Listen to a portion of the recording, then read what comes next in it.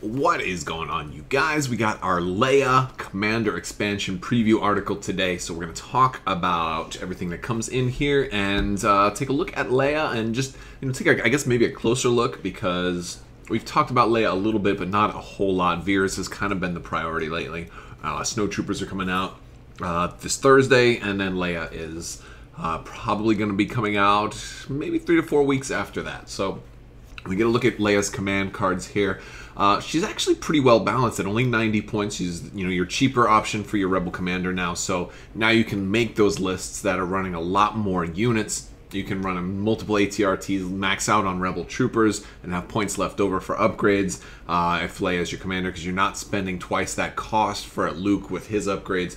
So she is kind of like your bare bones commander, but she's also pretty effective with a lot of her abilities and her support. So she's more of a supporting commander than a fighting commander. So first off, she has Take Cover 2. That arrow symbol means it's an action, and that allows you to choose up to 2 friendly trooper units at range 1. Each of the chosen units gains a dodge token, so that's nice. And that can apply to hers because it doesn't say other friendly troopers, so she is considered friendly to herself.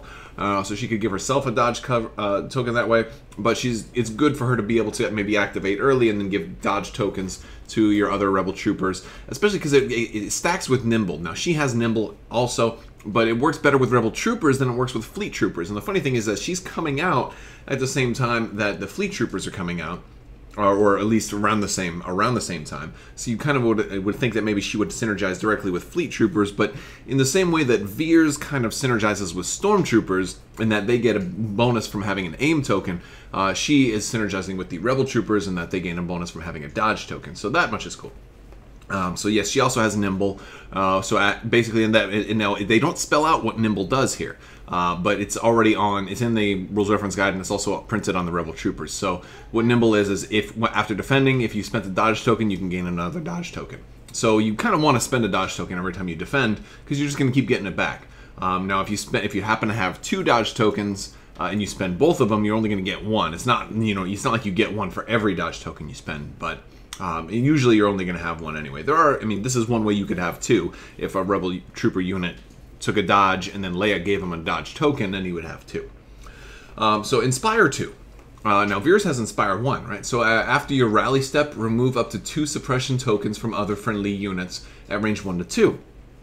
So you can take 2 different suppression tokens away. Now this can be from the same unit. You can take 2 tokens from the same unit, or you can take 1 and 1. What you can't do is you can't go ahead and just take 2 off of everybody. That would be completely broken and bonkers and bananas.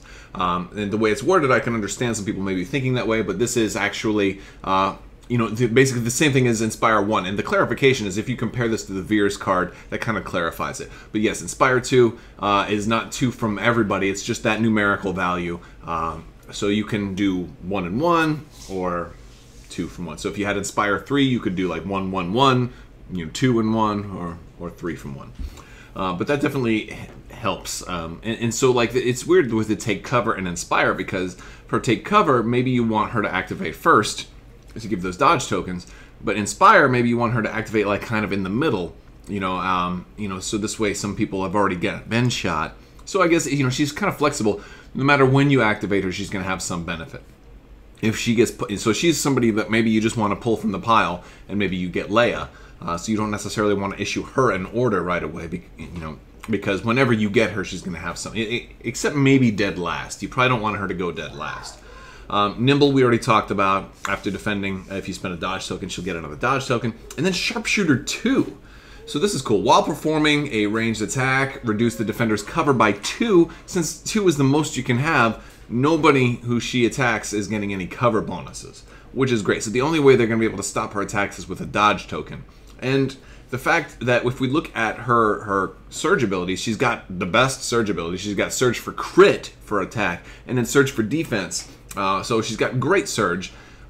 So that's awesome. So let's talk about her attack while we're on it. For melee, she's got 3 black dice. That's pretty good.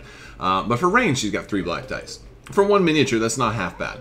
It's not as good as some of your more expensive commanders like Darth Vader and Luke Skywalker, but it's also kind of at range is a little better than Luke Skywalker because Luke has only got that blast. I mean, granted he could throw 3 if you gave him the saber throw, but range 1 to 2, she's rolling 3 black dice with Pierce 1, and Surge to crit is just really nice because think about vehicles. You don't really need impact as much, and I would almost rather have this because this gives you 2 out of 8 chance of getting a hit through on a vehicle. Rolling 3 dice, that's a total of 6 out of 8. You have a pretty good chance of rolling a damage. And with Pierce 1 means it's going to guaranteed to go through, which is really, really nice, especially if some vehicle is like approaching the max and then maybe now they get damaged because of that hit. So I like that. But it's only range 1 to 2, so you kind of have to be close. And as a supporting commander, I think sometimes you want to stay far back. So, as decent as that blaster is, and I do like Pierce 1, I especially like Pierce 1. As good as that blaster is, it's not super, super great. For upgrades, she's got 2 of the command upgrades and then 1 of the equipment upgrades. For her health, she's got 6 health, which is pretty survivable. 2 courage. And it's funny because her subtext says fearless and inventive. But is she really fearless with courage value of 2? So maybe that much is kind of funny. And it's white defense die, so not super great, but because you have the defensive surge, white defense die is not quite so bad.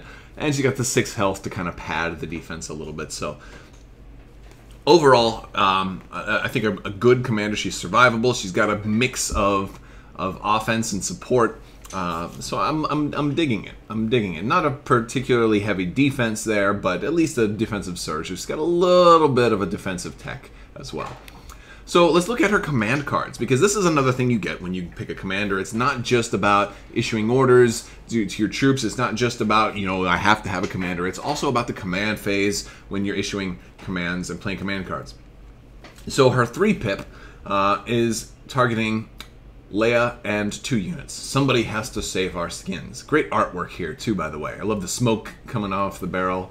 It's just great. You got the stormtroopers just keeled over in the background. So after Leia's activation, you may choose a friendly unit at range 1 to 2 with a face-up order token and activate it. So it's her and 2 units. This is a pretty power card. This is a pretty power card. So it's her and 2 units, and those 2 units can be any units. So that's good. You kind of want them to be closer, though. Although they could be kind of farther away because she could move, right? So she's going to go. And then somebody else is going to get to go back to back. So you can double team. This is great. Imagine her and Luke in the same build. Now you can potentially have 2 commanders activate back to back. You could do that this way. Now the problem is you're not going to be able to have a power turn from Luke because Luke isn't going to have Son of Skywalker or anything active, since this is the command card you'd have to play to do that. But you could play Son of Skywalker maybe next turn. So if you absolutely positively have to kill Darth Vader, maybe you do this first and then send Luke. Maybe Vader's got that dodge token. You have her go ahead and shoot Vader first, try to force him to spend the dodge, and then have Luke activate next. Luke rushes in, charges, attacks. Vader already spent his dodge, doesn't get the defensive surge. But a lot of other things you could do. Maybe you're trying to finish off that speeder bike. Maybe you're trying to finish off an ATST or a rebel snow speeder. So it's just a great way to be able to do 2 units activate back to back. So this, very cool. Let's look at the 2-pip. No Time for Sorrows. Good Endor artwork. I love this artwork too. Just great art. Great art. That's one thing that all these, I think sometimes we can, in a miniatures game, we can take the art for granted sometimes. Just really solid art here. When a friendly trooper is issued an order, it may perform a speed 1 move. So this only works for troopers on both levels. You can only issue orders to troopers, and it only has a special effect for troopers. So this is good in a trooper heavy build, or just really any build, because even in a trooper light build, you're still going to have 4 troopers, right? You can have your 3 core at least, and then Leia, who is also a trooper. So trooper is, that type, and so it doesn't just mean core. So that's good. So let's go ahead and see. A speed 1 move is not half bad. Not half bad, especially if, this isn't a move action. That's an important thing. So if you had, let's say, how you have snow troopers, they can do a free ranged attack after their move action. You wouldn't be able to do that here. So if Luke Skywalker had saber throw I think Saber Throw requires it after a move action, not after a move. So you're not going to be able to get a free attack out of it because this is just a move. But it's great for repositioning. It's fantastic. So it's good for that.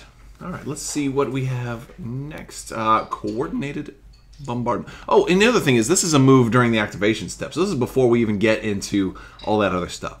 So that's pretty cool. All right, coordinated bombardment. Another great Leia painting. Look at the face on that. That's beautiful. That's just beautiful. All right. So similar to Veers in a lot of ways, you know how Veers' 1 pip is a long range attack. Leia has the same thing, and this is, think of the ion cannon or something, some kind of long range artillery, or maybe even orbital strike. And this is at the end of Leia's activation. She may perform up to 3 attacks against different enemy units using the following weapon. Now, Veers has more dice on his, but he only gets the 1 attack. Leia gets 3 attacks using this. This is great. And she gets to use this weapon, so she is using this weapon. So she can apply her surge to crit on this weapon. So that makes this nice. So you can use this against vehicles as well.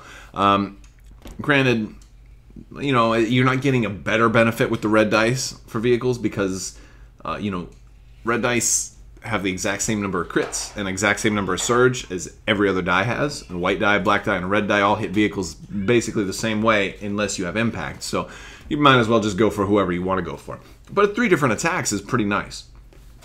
But this is one of those command cards that you might want to go ahead and do turn 1 because if they're if they're close to you, you can't shoot them here. They have to be 4 or beyond.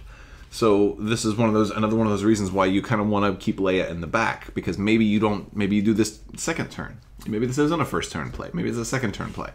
I would probably play this first turn most of the time because, you know, especially if you're going up against, you know, units like speeders with compulsory move, they're going to get close real quick and then you won't be able to shoot them anymore. So that's our Leia preview. We've got the sculpts. You know, I'm really interested to get this one unboxed and take a closer look at the sculpt and you know, see how it looks. In some of the early previews, I wasn't 100% sold on it, but again, you know, once it comes out, I'm sure we're going to see some more people posting stuff on Reddit or on Discord. So all kinds of cool stuff there. You know, there's just some of the work people do as soon as these things come out are amazing. I think on Reddit I saw like when a Veers came out. The Veers paint job was phenomenal, and there's a couple of them. There's a couple of really good ones. Plus, some people did Thrawn in the same Veers costume. So I can't wait to see all the new stuff that's going to come out when everybody gets their hands on Leia and come up with different Leia paint jobs. I bet you we'll see like a white outfit Leia from Hoth.